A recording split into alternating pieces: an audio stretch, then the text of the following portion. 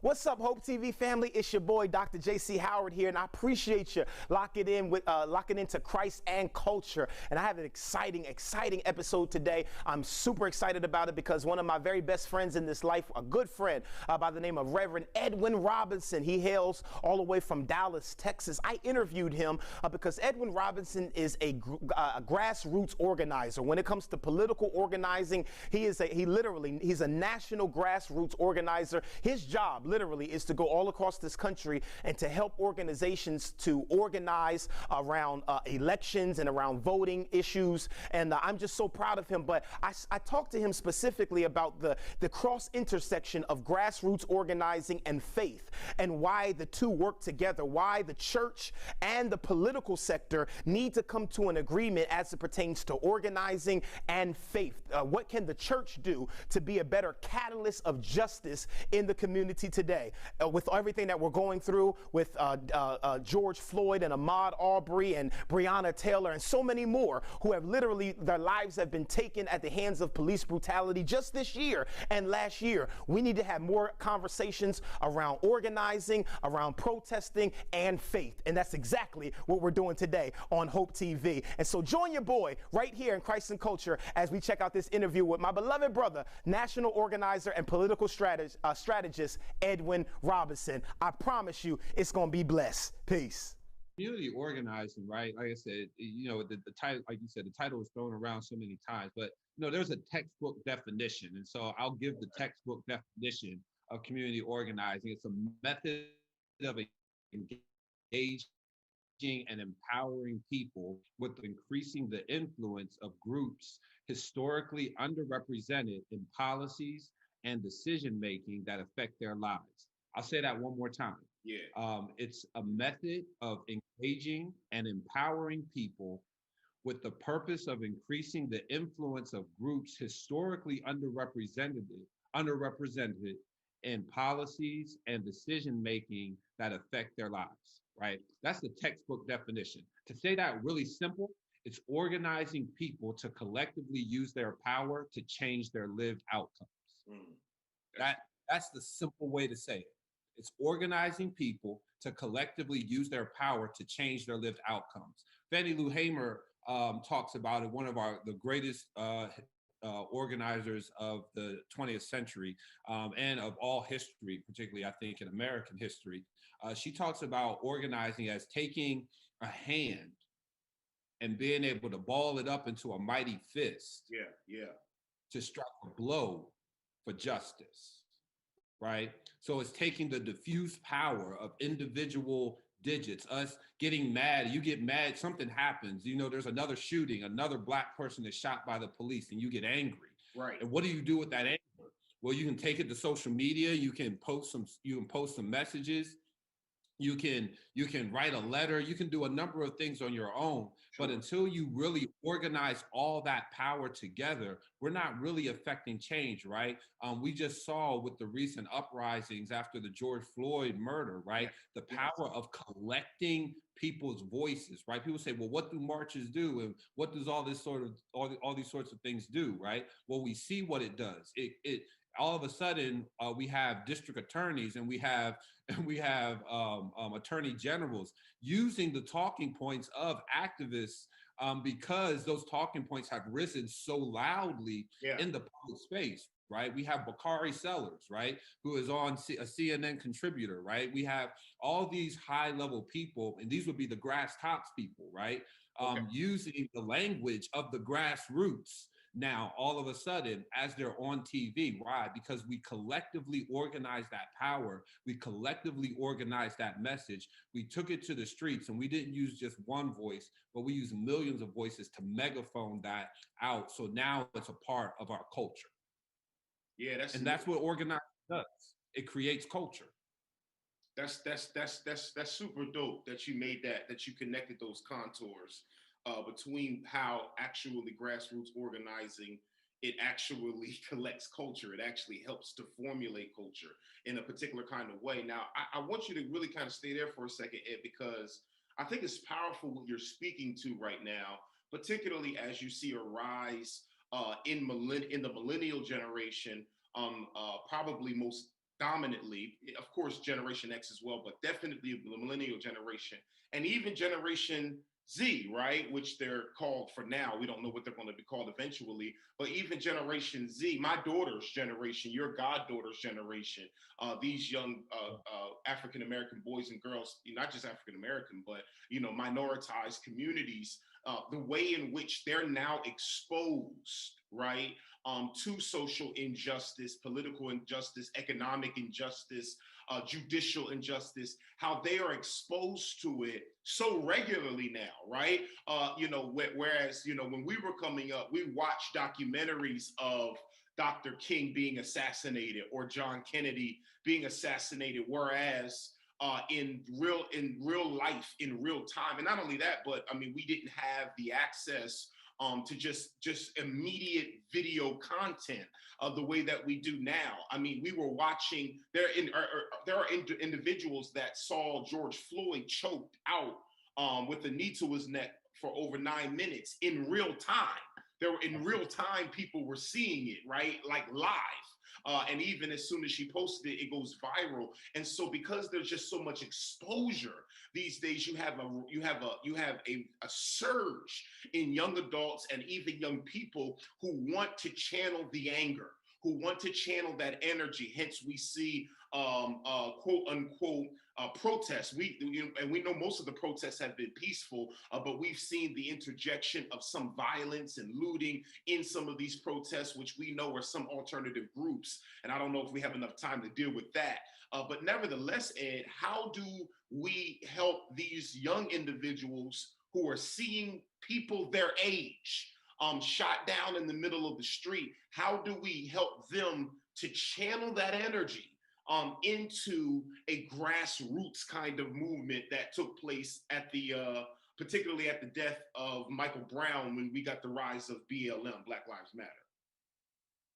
Yeah, I think the way we do it is by creating space, and creating space is a phrase that is often used in organizing and sort of the liberal left lexicon, right? You hear that, creating space. Well, the truth is that's quite literally what we have to do.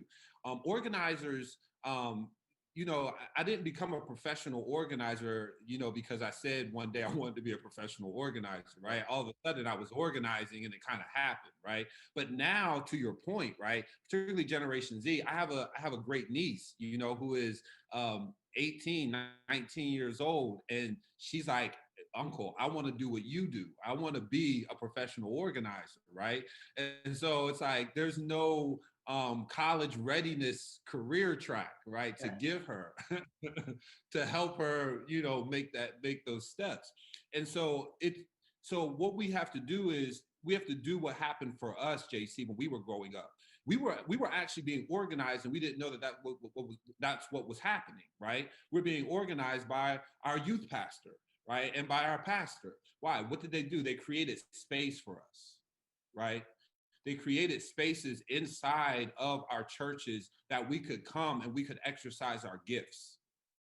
They created spaces where we could come and we could exercise our gifts unfettered, right? From the things that were happening outside, and giving us space to be able to do that. If you really want to allow your young people to create these spaces, it's really just giving them, I keep saying the word space a lot, but it's giving them the space. It just is, and the opportunity inside of congregations, right, to begin to do the organizing themselves, because the truth is organizers just organize. And I say that because, again, there's no career pathway towards this thing. Right. What you'll find is that there'll be a leader who will stand up, who is a young person in the Generation Z. And this is who the other young people will want to follow out, and they'll want to go to a march. They'll want to lead their own march. Sure. They'll want to say, "Hey, Pastor, we want to create a group. We want to create an organization. We want to create space inside the church where we can address these injustices." And I think the first step is just not really knowing the full roadmap or knowing exactly what to do, but it's really just opening up the doors and said, "Look, I'll just create space. I'll bring the cookies. I'll bring the pizza. I'll do whatever I need to do to give you all the space to figure it out on your own." Yeah, yeah. And that's a lot of the ways that it happens. Of course, with with as much parental involvement as necessary, but giving them the space to really figure out exactly how they want to organize themselves inside the community. And there's all sorts of organizations and that's how BLM got started. Right. And this is how organizing happens. That's how grassroots organizing fundamentally happens. Yeah, it's amazing to see the way in which Black Lives Matter as a formal organization. It's amazing to see how they've become that, how Black Lives Matter has become a formal organization, legit paperwork, right? When we're talking about this is a real organization here, not just a slogan, right? Not just something we say, but it's actually it's an organization. And but it's just amazing to see in the ways in which it was able to take legs, right? The ways that it was just consistently strengthened over the days and weeks, particularly after Michael Brown's fatal shooting at the hands of a police officer in the middle of the street. And so just to see it snowball to become what it has become today, particularly off of the heels of the George Floyd case, it's just really amazing. And it just really speaks to the power of what you're talking about in regards to giving people voice, giving people space, and in some ways also decentralizing leadership so that more individuals feel like they have that what they're saying is also contributing to the narrative, right?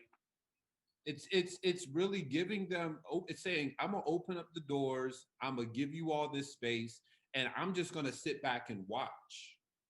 I'm not gonna dictate how it happens. I'm not even gonna dictate your language. We're gonna make sure no one is harmed here, right? We're gonna make sure no one gets injured in any kind of way, because that is the role of the adults in the village, right? To make sure that people don't get injured. But I'm really going to open up the doors and give you all the space to create what it is that you believe your community needs. Right. Because we have a saying in the community organizing, those closest to the pain are closest to the solutions. And so a lot of times we try to bring in, individuals who look like they've already made it. Right. And bring those individuals in to sort of dictate the space. But we can't do that. We need to bring those individuals in who are feeling the pain most acutely and are feeling the pain the most, and allow them to begin to create and dictate the spaces. And that's where you go in decentralizing power, and then putting the right safeguards around them so that everyone is protected and safe. I want to get back to I want to get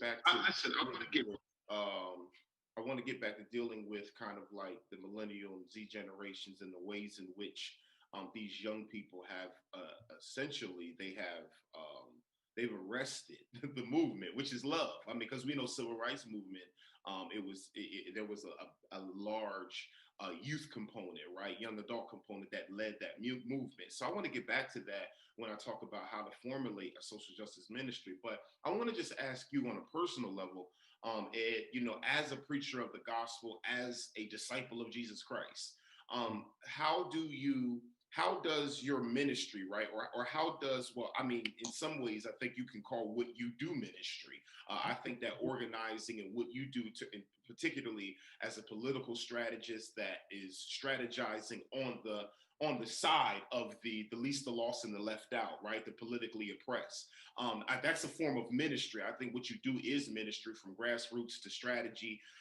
But you as a preacher of the gospel, you as a disciple of Jesus Christ, how does your call really help shape the way that you organize? And how does your discipleship, right, of Jesus, how does it inform the way that you strategize politically and how you organize in the community? Well, first of all, Jesus Christ, the man, whether just Jesus Christ in his body was one of the greatest organizers that has ever lived, Indeed. ever in the history of ever. And it's able to, we're able to bear that out because thousands of years later, we still use his actual methods for organizing to build churches and to build our movements, right? Discipleship is fundamentally organizing. It's fundamentally what it is. When you take the time to sit down and have a being an organizer is not being getting upset about something and then going out into the streets and screaming and hollering about it and then going back home. That is not being an organizer, right?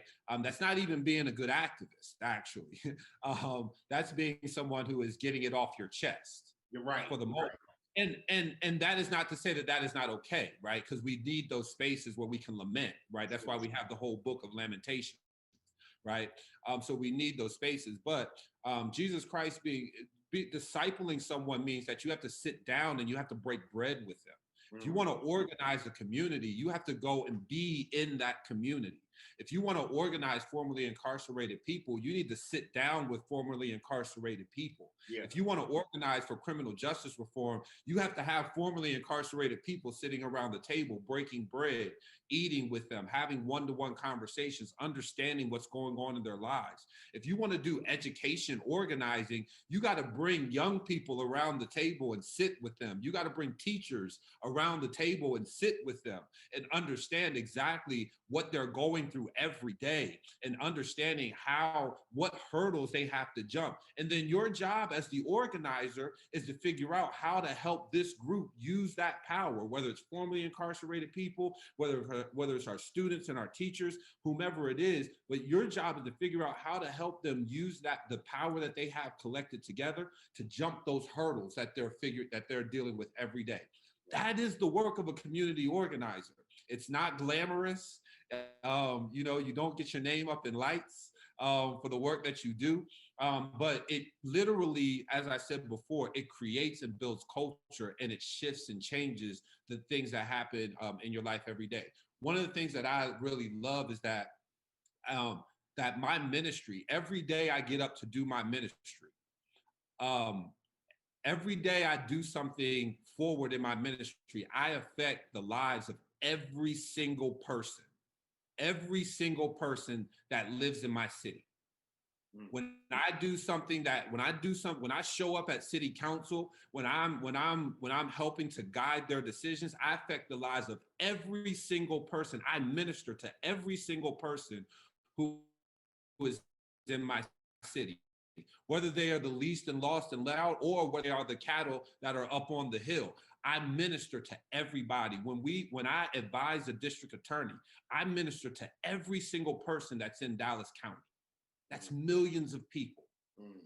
And that is what I believe that community organizing does. And it's being called to that is how I exercise that ministry out in the streets every day. It's discipleship on 100,000 million, right? That's why I need a lot of vacations and a lot of breaks. Nah, man, for real. It's definitely not for the faint at heart.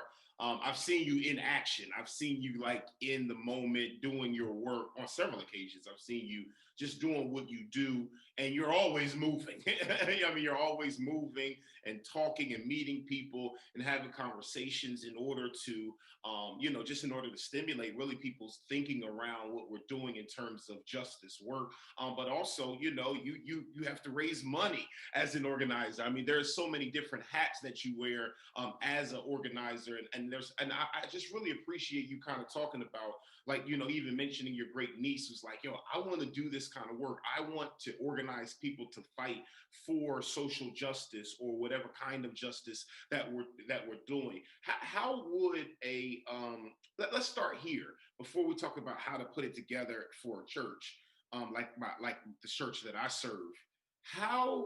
What do you say to that young person? Right. And I'm sure you've had these conversations. And so I hope I'm not catching you off guard with this. But what do you say to that young brother, that young sister, right, who's in the streets in Philly or in the streets in Minneapolis or in the streets in Atlanta protesting, and they're angry? King calls it righteous anger. Right. And so they're angry because they've seen somebody who looks like them, looks like their brother, looks like their father, their uncle, or their auntie shot right in the street by a police officer. It looked unjust. And this kid is angry and wants to raise hell. and might hit the streets to do that.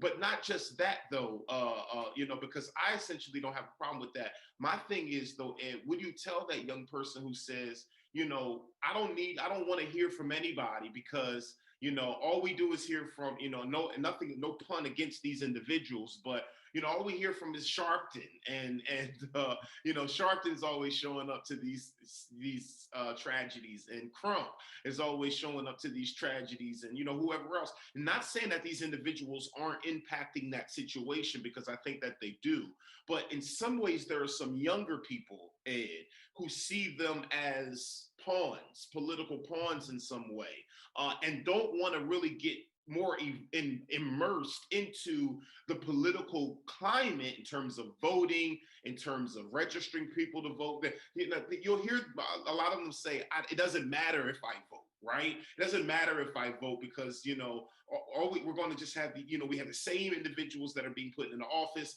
and, then we have the same people who are showing up for the strategy so they can get a photo op. What do you say to that young person who wants to march and who wants to serve in some kind of way, but they are put off by what they see on CNN? Yeah. So I'm gonna start with just the voting part because I can answer that really quickly. The truth is, it may not matter. Hear my words. It may not matter if you vote in your elections. But I can guarantee you this much: it will matter if you do not vote. Right? It is possible that something happens to your vote. It is possible that we choose the wrong person anyway. That is all possible. But I guarantee you, it matters when you don't show up. In my city alone, right? We have over 1 million people that are in my city, and a city council person, someone who makes the laws and policies that govern your everyday movements in your city, can get elected with less than 2,000 votes. That is an atrocity. That's an atrocity. And if you would look at the voting records for your own cities and your own municipalities, they're probably around the same, right? And so just to the point of voting, right? Like I always say, again, it may not matter if you do vote, but it absolutely matters when you don't vote, because you can't do anything about changing the people who are sitting in that seat. So that's the part about voting. But the part just about what to our young people who really want to get out and they want to do something. My question to always is, are you wanting to make a change? Right? Right. Or are you simply wanting to get something off your chest? Because I'm cool with either. Right. I got you. Because if you want to get something off your chest, I'll stand here with you. I will stand here with you. Say it to me. I'll put you in a position where you can say it loudly. You can say it to as many people as you would like to say it to, so you can get it off your chest. But if you're wanting to make a change, it's gonna cause you to have to get involved in the civic process of your community. Sure. That is our avenue.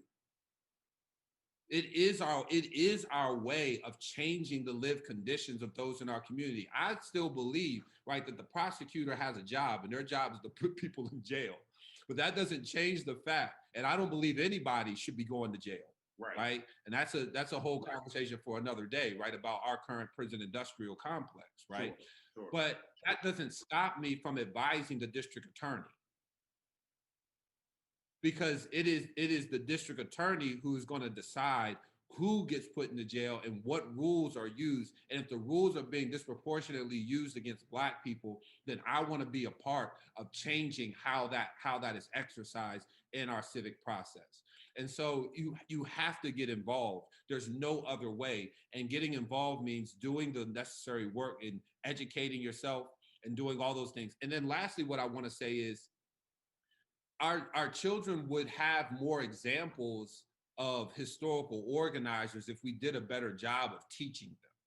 if we did a better job of teaching them about Fannie Lou Hamer, if we did a better job of teaching them about the SCLC, if we did a better job of teaching them about Malcolm X and the work that he did with the Nation of Islam, if we did a better job of teaching them about Bayard Rustin and Ralph Abernathy and all the organizers who were behind the scenes doing all the work, if we did a better job teaching them about those individuals and not simply the individuals who happen to get the mic for good or for bad, right? Then it wouldn't be as hard to get them to be able to look at actual historical figures and be able to tell fact from fiction. Agreed. Listen, the lights don't come on by themselves, Doc. Somebody's turning the lights on. Somebody's got to turn them on. Somebody's turning those lights on, and so it's not just about who hits the stage when the lights are on. It's about that brother or that sister who hit the switch, right? Exactly. And so I like the way that you put that together, man. Listen, I can't hold you much longer. I want you to just kind of give help us in as succinctly as possible, because I know that you do literally workshops on this kind of stuff. You do weekend kind of intensives with organizations around this kind of stuff. And so I know it's hard to just try to encapsulate it in a one-liner or in a 1 minute kind of answer. But Ed, for a pastor like myself, or a person who's in ministry, and an individual, particularly, I'm talking about particularly pastors here who say, you know what, I know that there's more to the gospel, right, than just what I'm preaching. It's also about what we're doing as a congregation. And so not just preaching the gospel and shouting off of it, but living it. And social justice work is a part of that living out the gospel. And so what do you say to that pastor who says, but I don't know where to start? I don't know. I know I'm interested in social justice work. I know that I have people in my congregation, particularly young adults, who are interested in social justice work, but I don't know where to start. How do I formulate a social justice ministry and what can I or what can we concentrate on as a group or as a ministry as it pertains to helping in this constant battle called social justice work? What would you say to me as a pastor who might be green, who might desire to want to do it and to organize it within my community, but I don't know where to start? Yeah. So what I would say is that you're going to have to treat that ministry in the same way we treat any major undertaking that we do. And what we do is we go out and we get consultants and we do research.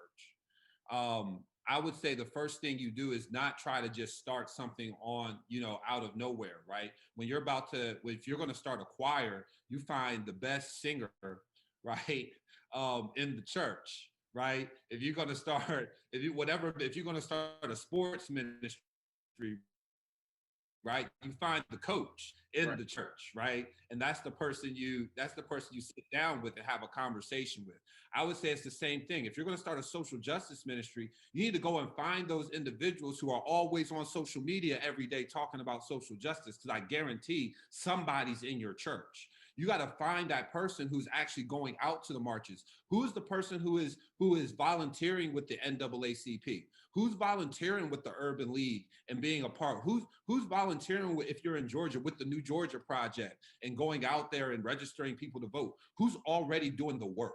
Yeah. And that's where you start. Go get the people who are already excited about it, bring them into a room, and then vision together.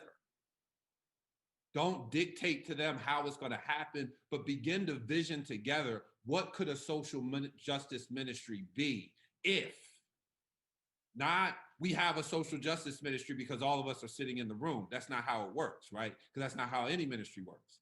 But it's bringing those people together and saying, what could a social justice ministry be if we decided to do it, if we decided to pick something to work on together? And then it's finding those organizations that can support you along the way. A particular organization is called Faith in Action. Mm-hmm. Faith in Action. You can Google them, faithinaction.org, and you'll find all kinds of information there across the entire United States. in, I believe, 27 states in a few different countries, where you do this particular kind of organizing, particularly for faith communities, right? And then begin to connect to those organizations that are in and around you. There's also the Black Church PAC, that is blackchurchpac.org, blackchurchpac.org. And you can connect to them, and they are, again, all over the country. And these are organizations that are already doing this work, and you can connect to them and you can get the resources that you need to make it happen. Bet, man, bet.